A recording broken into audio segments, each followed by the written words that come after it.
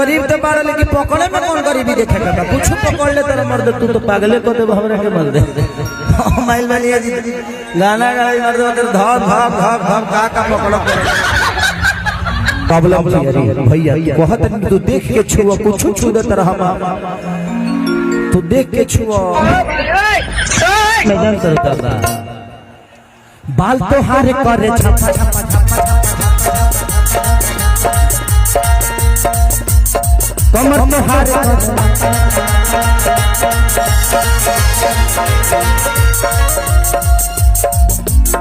बोली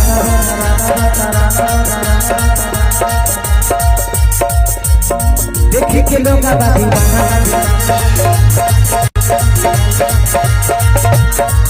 हाँ बाल तो हारे करे छपा कमर तो हारे करे होली में तारा तारा देखिए के लोग दीवाना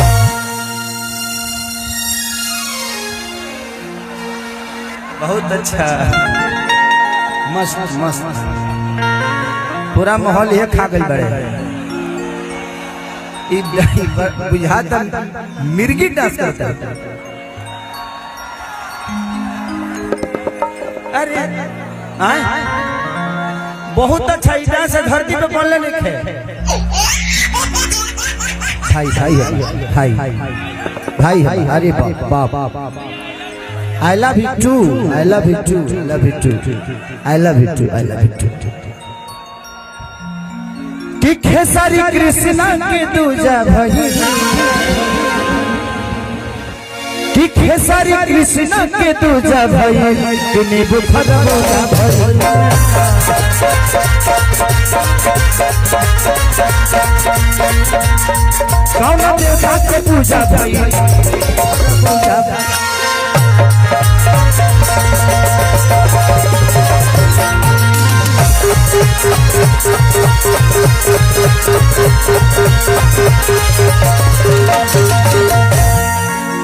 भैया तू गोर पकड़ में कुछ छौरी पकड़ ले तरह तू ध्यान से पकड़ल करो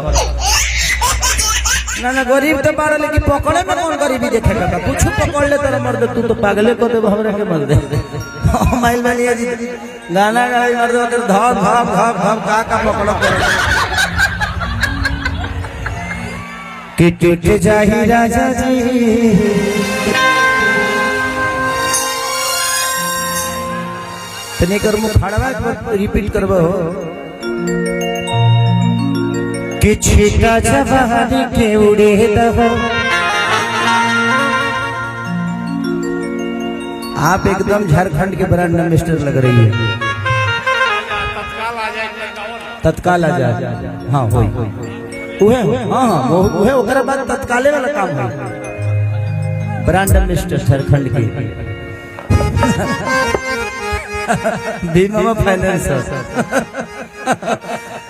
कि छीटा जवानी के उड़े दहो कि मानवा से मानवा के जुड़े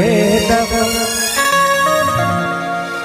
कि तनी सूते द चदरिया तान के हरि तान के अच्छा भैया सब करे पागले भैया के कि आज सूते द चदरिया तान के हरि तान के हा तार के तो टूट जाही राजा जी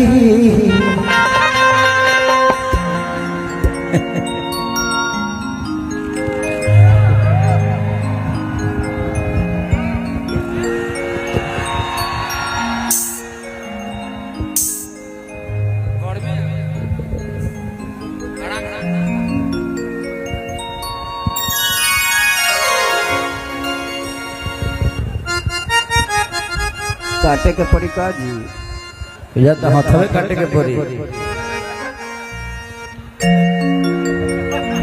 के बोलल है बतिया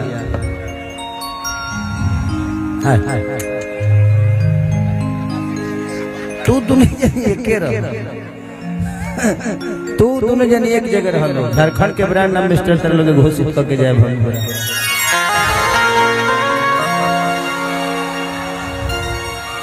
एक दू सुनलो ना तनी हेनी आवलो आयो लो इंसाने हो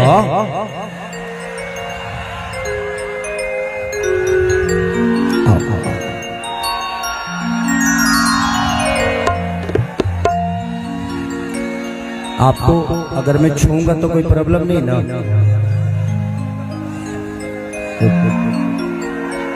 अच्छी लड़की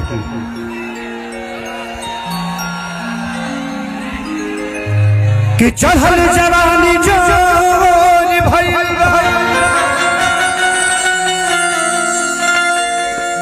मन नाही माने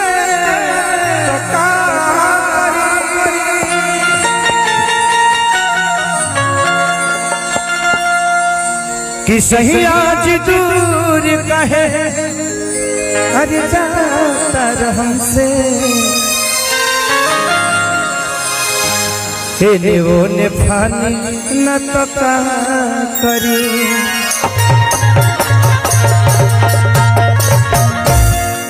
आकाश तुम भी आए हो क्या? वाह प्रणव बिहारी वाह क्या बात है। अभी इन दोनों बच्चों का गाना बहुत बड़ा हमारा अनुपमा और आकाश ये बहुत अच्छे म्यूजिक डायरेक्टर भी हैं, बहुत अच्छे गाते भी हैं। प्रणव बिहारी कि पेट्रोल जवनिया से गोरिया के लगइबू का